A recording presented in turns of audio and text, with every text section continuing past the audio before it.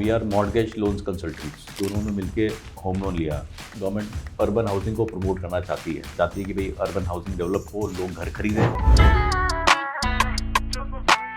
जय भूमि जय भारत। इंडिया में लोग जब भी घर खरीदने के लिए निकलते हैं तो सबसे पहला सवाल आता है कि होम लोन कहाँ से लिया जाए, कैसे लिया जाए, क्या पेपर वर्क जरूरी होता है, कितना सिविल चाहिए। इन सब सवालों के आंसर करने के लिए आज मैंने इनवाइट किया है हमारे गेस्ट मिस्टर आदित्य गुप्ता को।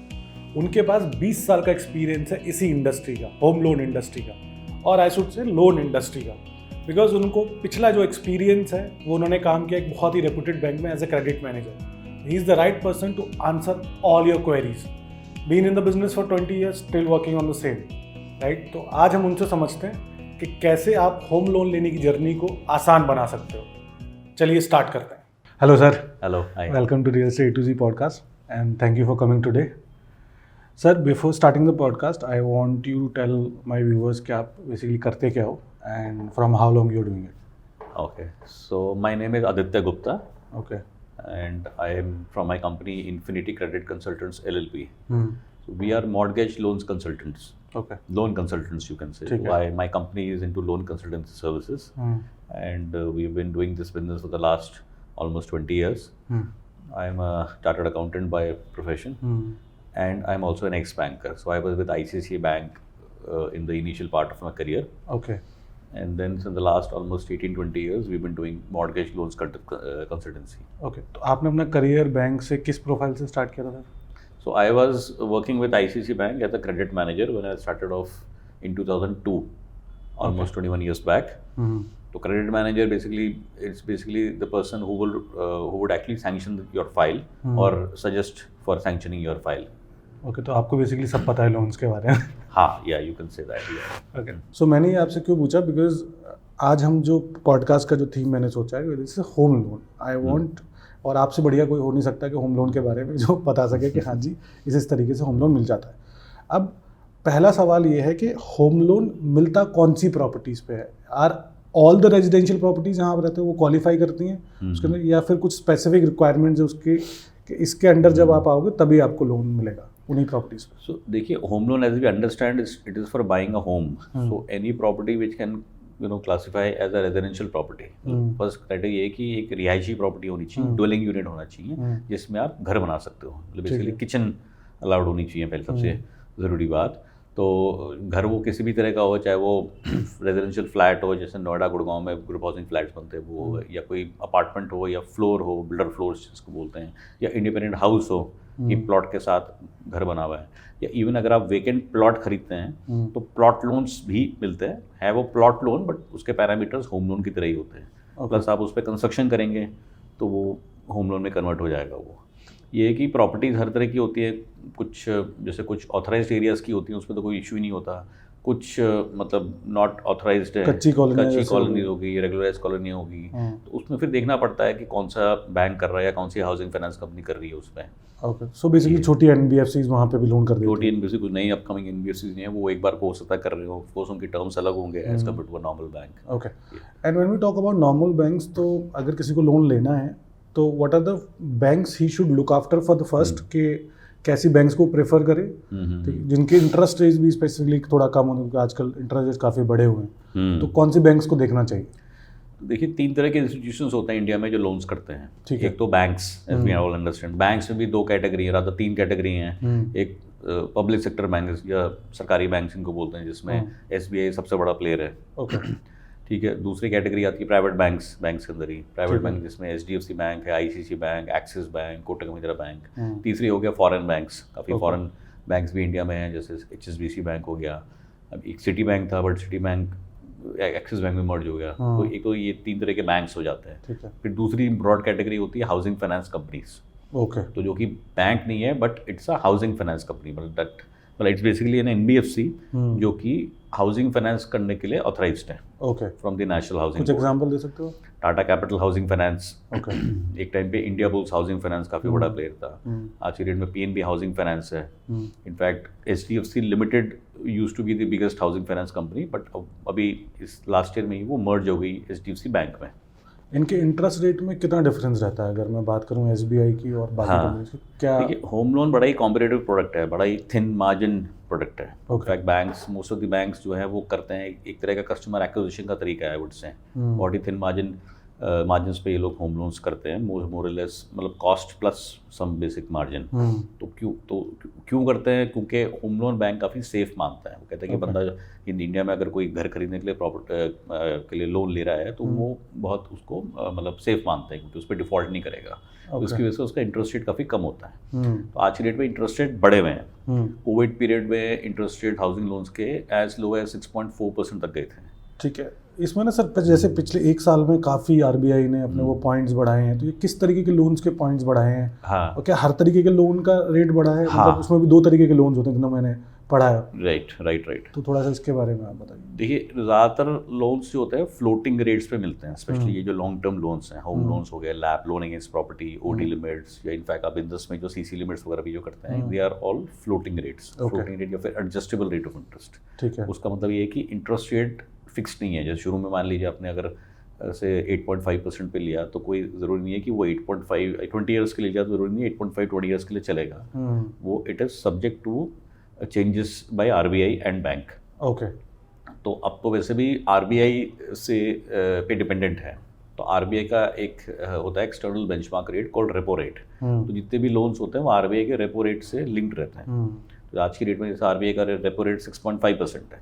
ओके। तो अगर आप सुनते हो कि जी मेरे को 8.5% का इंटरेस्ट रेट मिल रहा है, तो how it is calculated? It is calculated as RBI repo rate of 6.5% plus 2% margin 8.5%। तो आरबीआई अपना रेपो रेट चेंज कर सकता है। एवरी 2 मंथ्स आरबीआई की एक मॉनेटरी पॉलिसी बैठती है, उसमें वो लोग चेंजेस करते हैं। Okay, depending on the country. तो जैसे लास्ट चेंज वैसे तो पिछले ऑलमोस्ट 1 साल से स्टेबल है। लास्ट चेंज हुआ था लास्ट ईयर फेब में। 0.25% आरबीआई ने रेपो रेट बढ़ाया था, उसके बाद से स्टेबल है रेट, बढ़े नहीं है। और जो बाकी दूसरे तरीके के लोन होते हैं जिसमें कि एक स्टैग्नेंट होता है पूरा हमेशा, ऐसा अभी चल रहा है या फिर वो बंद हो गया? जो शॉर्ट टर्म लोन्स होते हैं, जैसे आप गाड़ियों के लोन लेते हैं, वो नॉर्मली 1 साल 2 साल मैक्सिमम 5 ईयर्स के होते हैं। कुछ बैंक 7 ईयर्स भी कर रहे हैं। वो आप देखोगे फिक्स रेट ऑफ इंटरेस्ट पे ही होते हैं, वो शॉर्ट टर्म लोन है। पर्सनल लोन्स हम सुनते हैं वो 2 या 3 साल के होते हैं, ज़्यादा 4 साल के होते हैं, वो भी फिक्स इंटरेस्ट रेट पे होते हैं। Home loan basically. बट ये हाउसिंग लोन हो गए, लोन अगेंस्ट प्रॉपर्टी, ये सब क्योंकि लॉन्ग टर्म लोन्स हैं, ये फ्लोटिंग पे ही होते हैं। लेने को आप बोलोगे तो बैंक के पास फिक्स रेट का भी ऑप्शन है, बट आज की डेट में फिजिबल मतलब इतना एडवाइजेबल नहीं है। ओके, महंगा पड़ता है उल्टा। ठीक है। अब इस पे मेरा एक सवाल है कि जो बंदा 2 लाख रुपए कमा रहा है या 1.5 लाख रुपए कमा रहा है, उस बंदे को पहली बात लोन सेंसिबिलिटी उसकी कितनी बनती है कि यार इतना बैंक लोन उसको दे देगी? दूसरा, अगर बैंक उतना लोन देने के लिए तैयार हुई, बिकॉज बैंक 60% तक लोन देने के लिए तैयार होती है, तो उसको कितना लेना चाहिए? कैसे ऐसे फैक्टर्स हैं जो उसको ध्यान में रखने चाहिए लोन लेते समय?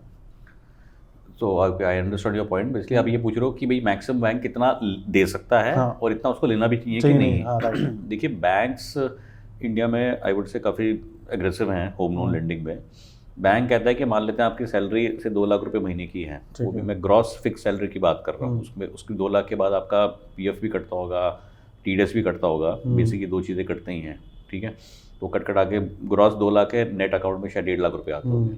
बैंक दोनों तरह से कैलकुलेशन करते हैं, कुछ बैंक्स आपकी नेट सैलरी के ऊपर कैलकुलेशन करते हैं, कुछ ग्रॉस 2 लाख के ऊपर करते हैं। ओके। तो सिंपल अगर ग्रॉस के ऊपर भी कोई करता है तो नियरली 50 to 60% तक की बैंक्स कहते हैं कि आप ईएमआई बना देते हैं वो। ठीक है। मतलब 2 लाख अगर आपकी सैलरी है तो बैंक्स कहेंगे कि जी चलो 60% हिसाब से 1,20,000 रुपये तक की आप ईएमआई दे सकते हो। ओके। 1,20,000 का मतलब हो गया ऑलमोस्ट 1.5 करोड़ तक का आपको लोन मिल जाएगा। ठीक है। तो अब क्वेश्चन ये आता है कि भाई बैंक्स तो कर देंगे, बट क्या आपको लेना चाहिए कि नहीं चाहिए? तो वो फिर अपना एक पर्सनल पर्सपेक्टिव हो जाता है उसमें कि आइडियली आपको होम लोन की EMI 30 to 40% of your gross income तक रिस्ट्रिक्ट करनी चाहिए। बट मान लेते हैं आपके फैमिली में और भी फैमिली मेम्बर्स हैं जो कमाते हैं। मान लो कि अभी आपने नई जॉब शुरू की, आपके फादर पेरेंट्स भी हैं, वो भी अभी कमा रहे हैं, तो आप वो रिस्क ले सकते हो क्योंकि आपकी और खर्चे इतने नहीं हैं। आप एक कॉमन घर में रह रहे हो, maybe you are not married, तो आपके उस हिसाब से उतने खर्चे नहीं हैं, या अभी आपके बच्चे अभी नहीं हैं तो उतने खर्चे नहीं है। तो then you can afford to make an EMI up to even 60% of your gross salary. But वो लोन तो 20 साल के लिए ना, 20-25 साल के लिए, 20-25 साल में तो हो ही जाएगा। तो आप सिंगल भी कितने टाइम हो, 2-4 साल 5 साल और तो ग्रेजुअली आपकी इनकम भी तो बढ़ेगी। ये तो है नहीं कि आज की 2 लाख की सैलरी के ऊपर ये एलिजिबिलिटी बना रहे हैं। अब अगले साल आपका इंक्रीमेंट होगा, फिर और इंक्रीमेंट होगा, तो वो सैलरी 2 साल के बाद जब आपकी जब आपके खर्चे बढ़ेंगे तो आपकी इनकम भी बढ़ेगी, बट आपने लोन तो उतना ही लिया हुआ है। ठीक है। So depending from person to person, yes, लेकिन बैंक 60% तक दे सकते हैं। ओके, ठीक है। अब इसमें जब हम डॉक्यूमेंट्स की बात करते हैं, राइट, कि अब इसमें एक मेरे को जो सवाल आया जब मैंने लोगों से पूछा कि क्या मेन एक आप सवाल पूछना चाहोगे, नॉर्मली अभी क्या हो रहा है, दिल्ली में लोग बाहर से बहुत आ रहे हैं, राइट, ठीक है, किसी को 2 साल हुए, 3 साल हुए दिल्ली में आए हुए, ठीक है। अब उसका जो आधार कार्ड है वो तो बाहर का बना हुआ है, तो जब डॉक्यूमेंट्स की बात आती है तो कौन से ऐसे डॉक्यूमेंट्स हैं जो चाहिए ही चाहिए और कौन से डॉक्यूमेंट्स आप चेंज करा सकते हो सो दैट आपकी होम लोन में थोड़ी आसानी हो जाए? तो देखिए, डॉक्यूमेंटेशन के लिए अगर अपने पर्सनल डॉक्यूमेंट्स की बात करें तो बैंक एक तो KYC डॉक्यूमेंट्स लेते हैं, दूसरे आपके इनकम डॉक्यूमेंट्स लेते हैं जिसमें salary slips, appointment letter, form 16, income tax return, इनमें से ले सकते हैं, और बैंक स्टेटमेंट जिसमें आपकी सैलरी क्रेडिट होती है। ठीक है। जो आप पूछ रहे हो KYC डॉक्यूमेंट रिलेटेड आप पूछ रहे हैं, तो उसमें yes you are right, KYC compliance RBI ने मैंडेटरी किया हुआ है, बैंक्स को मैंडेटरी किया हुआ है कि KYC कंप्लायंस आपने करनी है। KYC में मतलब know your customer, how do you know your customer, एक उसका ID प्रूफ हम लेते हैं, उसका एड्रेस प्रूफ लेते हैं। ठीक है। ID प्रूफ आपका पैन कार्ड या आधार कार्ड या पासपोर्ट से आपका ओके हो जाता है। ठीक है। दूसरा हमें लेना होता है एड्रेस प्रूफ। ठीक है। एड्रेस प्रूफ भी इधर या तो आधार कार्ड पे होगा एड्रेस, या पासपोर्ट पे होगा, या वोटर ID कार्ड पे होगा। ठीक है। तो जो आपका सवाल है कि बंदा बाहर से आया है, उसका आधार कार्ड तो हो सकता है होम एड्रेस पे बना हुआ हो, बट आज वो मान लो कहीं पे रहता है, रेंट पे रहता है, तो उसमें आधार कार्ड पे अपडेशंस बहुत इजीली पॉसिबल है as compare to any other document. जैसे अगर आप पासपोर्ट पे कराना चाहोगे तो बहुत लंबा प्रोसेस है, वोटर ID कार्ड वगैरह पे बहुत लंबा प्रोसेस है, बट आधार कार्ड को काफ़ी उन्होंने स्ट्रीमलाइन और सिंप्लीफाई किया हुआ है। ऑनलाइन भी पॉसिबल है, आपको किसी आधार के बहुत सारे एनरोलमेंट सेंटर्स हैं, एक जगह पे, मतलब with in a radius of 5 kilometre you will find many Aadhaar enrolment centres. वहाँ पे जाने की भी जरूरत नहीं है, आधार की ऑनलाइन एक वेबसाइट है, उस पे जाके आप अगर मान लो रेंट पे रहते हो तो आपके पास रेंट एग्रीमेंट होगा, तो रेंट एग्रीमेंट सबमिट करके आप अपने पुराने आधार कार्ड पे आपका नया एड्रेस अपडेट हो जाता है, और उससे आसानी से आपकी KYC कंप्लीट हो जाएगी। ठीक है। अब इसी में एक और चीज़ है सिविल। अब सिविल, क्योंकि अगर मैं बात कर रहा हूँ कि ये इनिशियल पर्सपेक्टिव से जो बंदा अपना पहला लोन लेने जा रहा है लाइफ का, तो पहली चीज़ तो कितना सिविल चाहिए होता है एक होम लोन के लिए? Is there any particular standard कि यार इससे नीचे तो चलेगा ही नहीं? वो देखिए बैंक टू बैंक वेरी करता है वो भी। मैं आपको बताता हूँ बेस्ट सिविल स्कोर, जैसे नॉर्मली 800 प्लस सिविल स्कोर हम कहते हैं कि okay it is the best score, but जब आप नए लोन बोरोवर तब आपका 800 नहीं होगा, तब आपका एक न्यूट्रल स्कोर आता है। इनफैक्ट अगर आप बिल्कुल ही फर्स्ट टाइम बोरोवर हो, आपने आज तक आपने क्रेडिट कार्ड भी नहीं लिया हुआ, तो आपका एक्चुअली हम कहते हैं उसको NTB कहते हैं, न्यू टू बैंक और न्यू टू क्रेडिट, तो वो -1 आता है। ऐसे केसेस में लोन मिलता है फिर होम लोन? हाँ, ऐसा नहीं है कि नहीं मिलता, मिलता है लोन। उसका ये है कि बैंक भी न्यूट्रल स्टैंड लेता है, वो कहता है कि भाई हमें नहीं पता इनकी क्रेडिट हिस्ट्री क्या है, तो लेकिन बैंक्स कर सकते हैं, इट्स नॉट कि उसका कि न्यू टू क्रेडिट नहीं करेंगे, करते हैं लोन्स वगैरह। बट जैसे आपका जो क्वेश्चन है कि कितना सिविल स्कोर अच्छा होना चाहिए, any score more than 750 is considered a good score.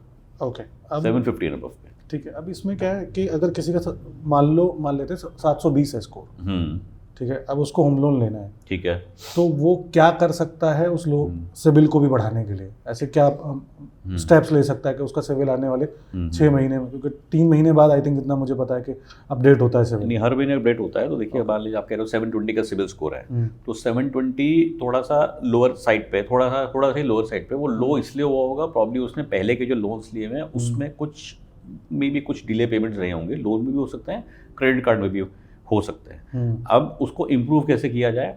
Bank आपको लोन दे देगा, अगर छोटे मोटे डिलेज हैं उसकी वजह से मना नहीं करेगा, आपको लोन कर देगा।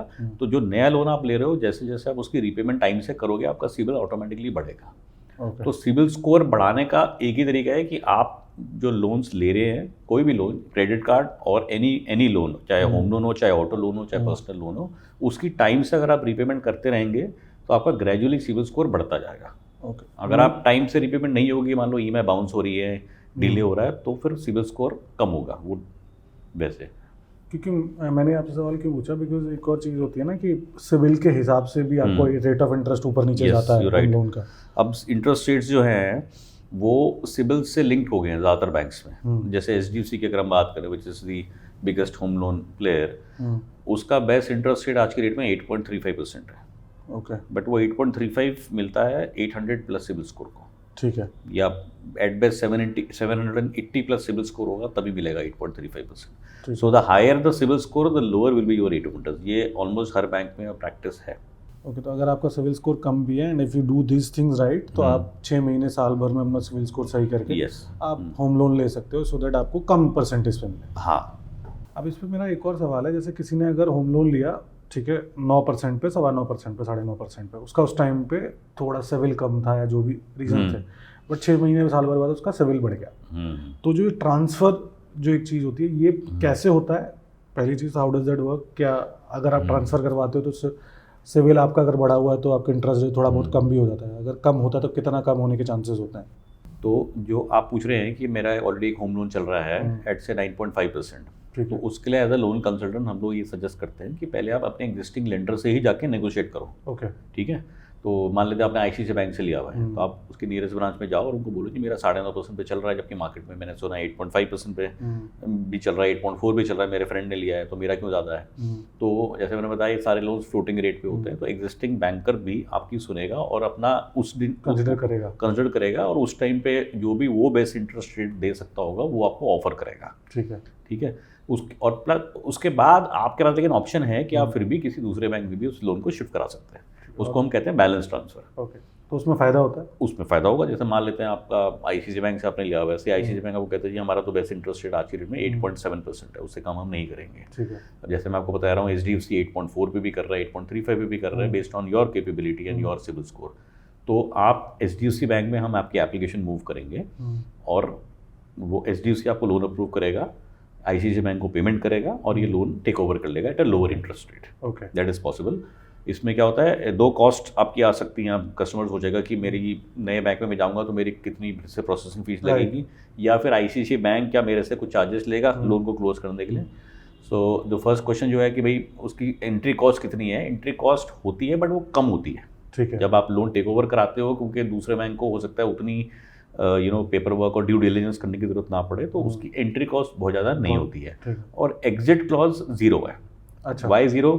क्योंकि होम लोन्स पे आरबीआई ने पहले ही एक प्रोविजन दिया हुआ है कि प्रीपेमेंट चार्जेस है 0, मतलब फोरक्लोजर चार्जेस, प्रीपेमेंट चार्जेस, इस तरह की कोई भी बैंक चार्ज नहीं कर सकता, जो कि बाकी लोन्स में बैंक चार्ज करती हैं। हाँ, जैसे अगर बिजनेस लोन्स होते हैं या लोन अगेंस्ट प्रॉपर्टी या गाड़ी के लोन जो होते हैं उसमें बैंक चार्ज कर सकते हैं, but home loan specifically RBI का एक सर्कुलर है कि अगर फ्लोटिंग रेट होम लोन है तो उसमें कोई बैंक, कोई हाउसिंग फाइनेंस कंपनी किसी भी तरह की प्रीपेमेंट पेनल्टी चार्ज नहीं कर सकती।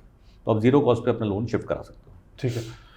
एंड अगर हमने अब लोन की जब बात करी है तो लोन के साथ एक सबसे, जब भी कोई होम लोन लेता है, एक सबसे बड़ा क्वेश्चन आता है टैक्स बेनिफिट्स। ठीक है, टैक्स बेनिफिट्स क्या हैं? तो अगर मैं एक पहले नॉर्मल इंसान के बारे में बात करते हैं, एक नॉर्मल इंसान जब कोई लोन लेता है तो उसके लिए टैक्स बेनिफिट्स क्या हैं when he takes a home loan?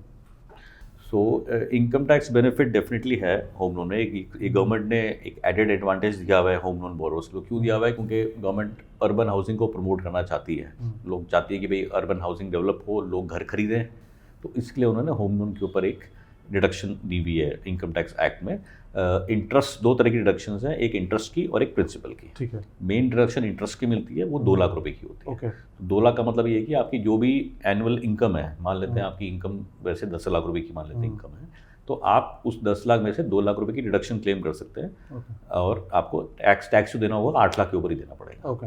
तो इट इज़ 2 lakhs और your actual home loan interest which ever is lower. मान लेते हैं आपने होम लोन लिया हुआ है 50 लाख का, उसका आपका एनुअल इंटरेस्ट से 4 लाख रुपए बैठता है, तो 4 नहीं मिलेगा, 2 मिलेगा। 2 ही मिलेगा। या अगर आपका 10 लाख रुपए का होम लोन लिया हुआ, अगर इंटरेस्ट 1 लाख रुपए तो 1 लाख रुपए। Maximum limit is 2 lakh. Maximum upper limit is 2 lakhs और एक्चुअल इंटरेस्ट। ये तो हो गया इंटरेस्ट का।